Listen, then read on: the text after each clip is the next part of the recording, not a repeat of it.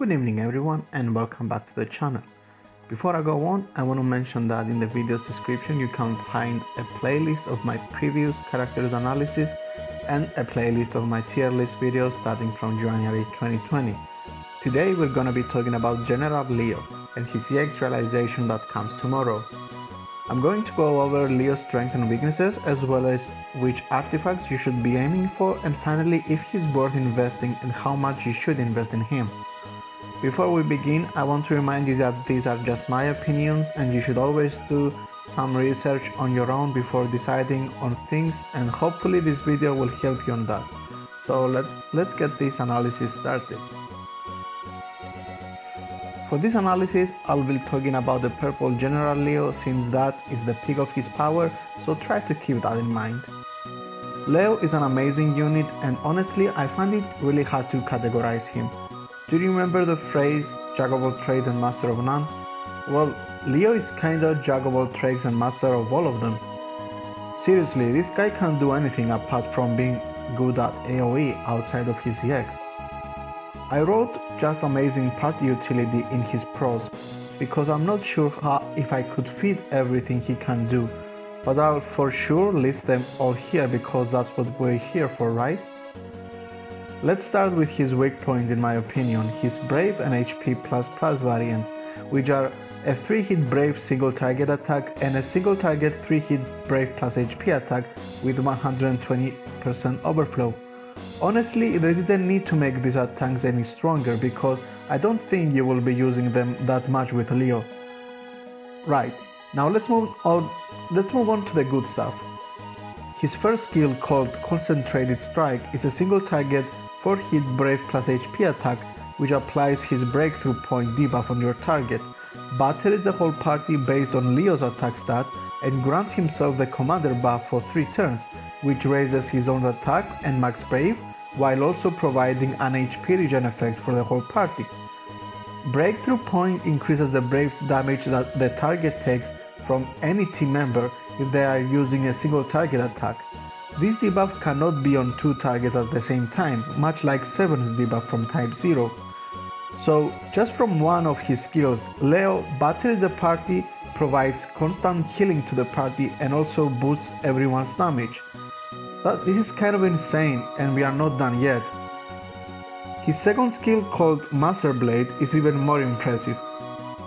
It's a single target 2-hit Brave plus HP attack executed 4 times, and if you cast this skill on a target with Leo's debuff, then you can delay the target by 2 turns and also battery the team based on the total HP damage Leo dealt with Master Blade, which will usually cap out your team's Brave. So with his second skill, he provides an even stronger battery and a 2-turn delay, much like Aranea. If you haven't passed out from all the hype and you are still with me, then that's good, because we still have to go over his EX ability called Shock.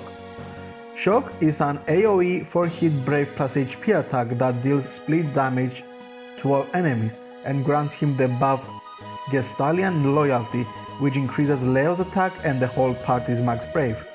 That's pretty normal, but Leo's EX has a second version called Shock Plus, which is casted whenever there is only one target left in the fight.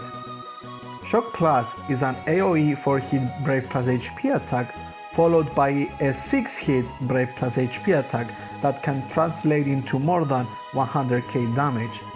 To top it all off, you get a free skill use on the next turn after you cast his EX, which helps Leo's longevity immensely since his EX is up approximately after 1 skill and 1 HP attack, or you can just use him with Selfie and have his EX up every other turn. That's fun. Recommended artifacts for Leo are 108 attack, Gestalian General boost 2 stars, and 330 max Brave, because Leo's max Brave is pretty high on its own. Now let's see if you should invest in Leo or not. Leo is a very hard character to compare because he just does so many things. I've heard people compare him with Aranea, saying that they will skip him because they have her, and yeah, their debuffs are very similar, but skipping Leo just because we have Aranea in the game is just wrong. Aranea doesn't have batteries, doesn't have party auras, and doesn't provide heal.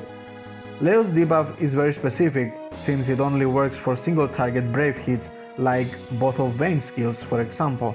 It would not work, let's say, for Beatrix, Thunder Slash or Ultimesia's Protean Swords.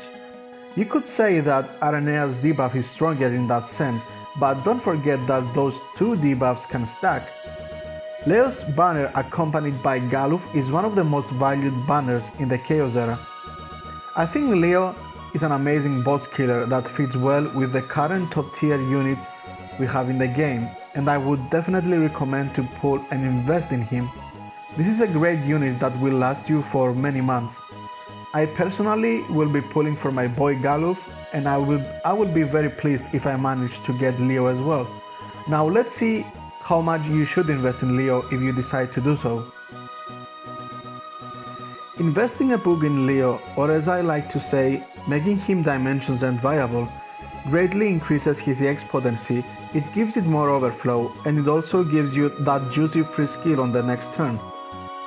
Pretty awesome bug investment, if I can say so. This is enough if you don't want to use Leo in further Chaos stages. Giving him one ingot gets him a permanent attack and max brave boost, while also unlocking his brave and HP++ variant. Pretty standard to this point, but not worth to stop here. The first notable stop for Leo comes with 2 ingots, which allows him to start the stage with his commander and Gestalian loyalty buffs, and at the start of each wave, Leo applies his debuff on a random target, which saves you the need to use his first skill. This is an amazing investment which helps Leo's longevity way too much than what you will initially think. Moving on to the 3 ingot plan, this gives Leo CX tremendous potency increase and even more overflow, similar to his bug upgrades, but it also unlocks his Shock Plus variant, giving him more single target burst options. Both 2 and 3 ingot investments are worth, and I would say it depends on your resources and personal preferences which one you want to choose. Personally, if I manage to snag Leo's EX early and I decide to put ingots in him, I plan on taking it all the way, since having that extra potency on his EX is pretty good because, like I said earlier, it's going to be up consistently fast.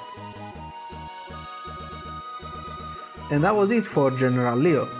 If you managed to make it all the way to the end, I want to thank you so much for the support you are giving me, and I hope I managed to help your decisions on Leo. Honestly, while preparing for this video, I hyped myself up, realizing what a great unit he is. I want to hear from you in the comment section below. What do you plan on doing with Leo tomorrow? We have one more analysis to go through today, so look forward to that. Stay inside your houses, stay awesome, and I'll see you in a bit. See ya!